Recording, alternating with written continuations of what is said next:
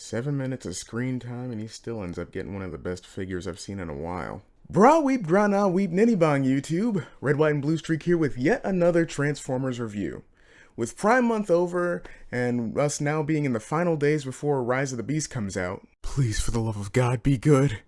It's high time we got back into some regular non-themed reviews.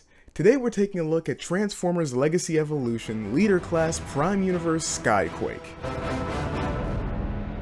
Now for those who aren't familiar with Skyquake, Transformers 101 with Red, White, and Bluestreak.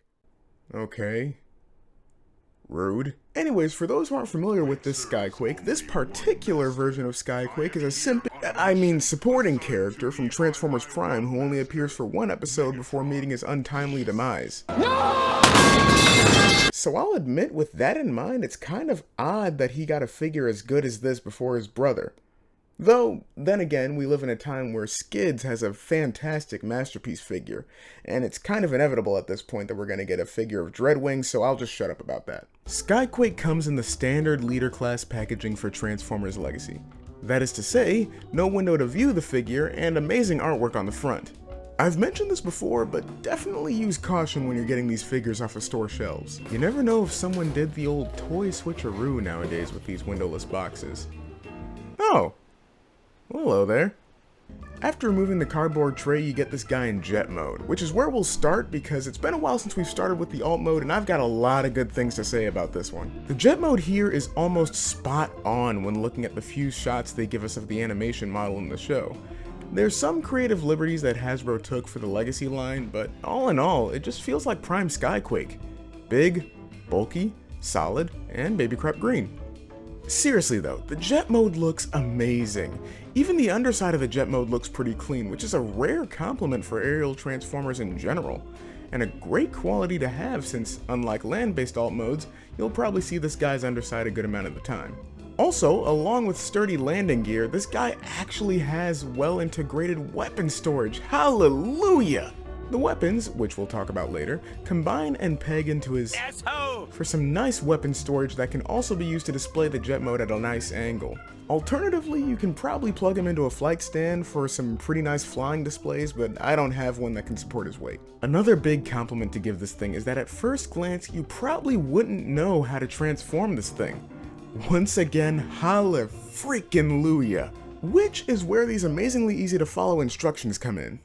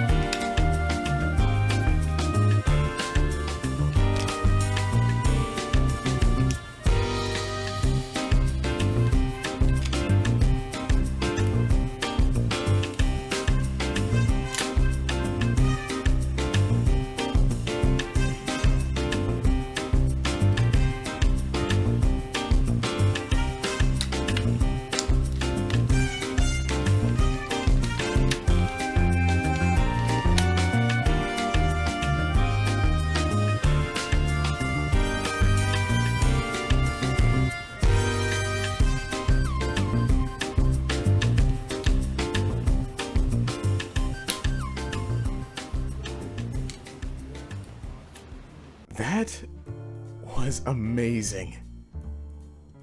Here's the best way I think I can describe this. You know when you were a kid and you did something that you were extremely proud of, even if it was something that adults do on a day-to-day basis, and you wanted to do nothing else but show those adults or other people in general the thing that you accomplished because you were so proud and so impressed with what you did?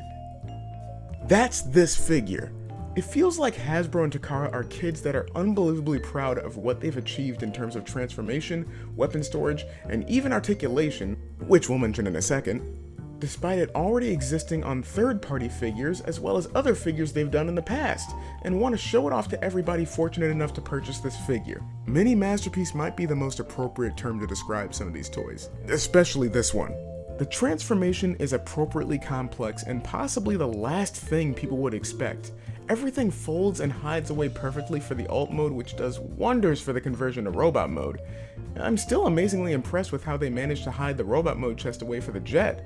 I love how secure everything feels in both modes, in large parts due to the tight friction joints and satisfyingly noisy ratchet joints that will totally alert parents that their kids are up past their bedtime playing with this thing. And they hold everything in place, along with the tabs and pegs joining everything together. I absolutely love how this guy looks, if you couldn't tell.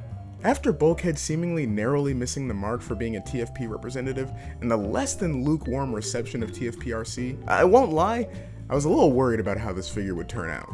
But I'm glad to see that both modes look well and the conversion is amazing for this lumbering hunk of plastic. I mean, they absolutely nailed the Transformers Prime aesthetic here. Bulky, High Moon-esque silhouettes, sharp, jagged exteriors that almost make you feel like you'll cut yourself just looking at this guy, and an appropriately angular head with a smooth, noseless face sculpt that'd make Voldemort proud. It almost looked like this toy leapt off the screen, and immediately crash lands because there's some minor discrepancies. For some reason they decided to keep the wings angled upward for robot mode, which isn't a bad look, but it's an inconsistency with the animation model. Plus they decided to go with the large wide window robot mode chest again. Not sure why they decided to do that when they have a perfectly good cockpit to use in alt mode, but I'm not too mad at it. Besides, they never said that they were going to be going for animation accuracy anyways. Well, besides G1 and G2 and Armada and I guess that is a bit of a bummer. Another drawback that I'm sure will be rectified via some upgrade kit is that his accessories don't exactly scale the best in robot mode. He comes with his minigun that's extra mini for some reason, and also could use a little splash of green here and there. And he comes with this sword that, while not being as fun-sized as the minigun, could also use a nice upscale here. Now, one slight drawback I've found with this guy outside of some aesthetic issues is that it's actually a bit of a chore to get him to stand up on his own. Though, considering his character, this Mega Simp probably needs Megatron to order him to stand on a consistent basis. But once you get him standing, you can get him in some pretty nice poses. There's a ball joint at the head to allow for the full range of motion. Can get you up that far, and down not at all. If you move the shoulder pads and wings out of the way, you can get the arms to rotate all the way around. Nice ratchet joints to get the arm out to there, and a butterfly joint. It's a very tight bicep swivel. Elbows can bend past 90 degrees. There's a slightly limited wrist swivel. If you disengage this part here, you actually get an ab crunch. And a waist swivel. There's a thigh rotation. And a fantastic double jointed knee bend. Soft ratchets on the legs to allow you to kick forward and backward all the way.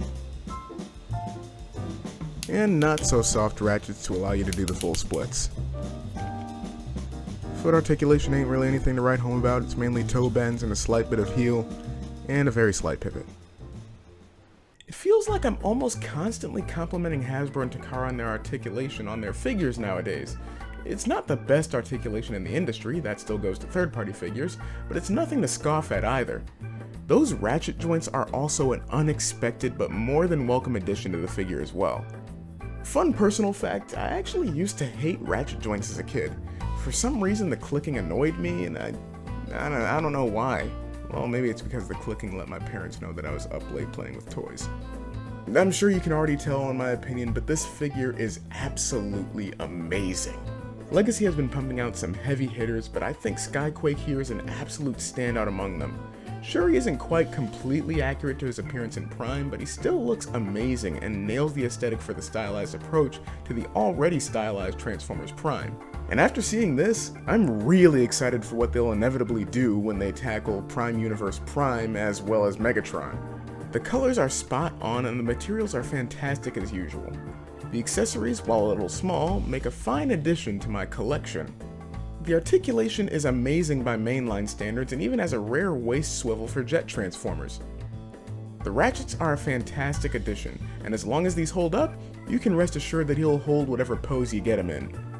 The jet mode is amazing and absolutely solid. The conversion to and from that mode is mind-bogglingly awesome, and the weapon storage is perfect. All in all, an amazing package for a leader class prime figure in my opinion. 4.5 out of 5 is going to be my final rating for this guy, which is mainly just because I have a little bit of trouble standing him. But besides that, he's perfect, and I fully recommend him if you can get him. Now how about we get back on track for the next review?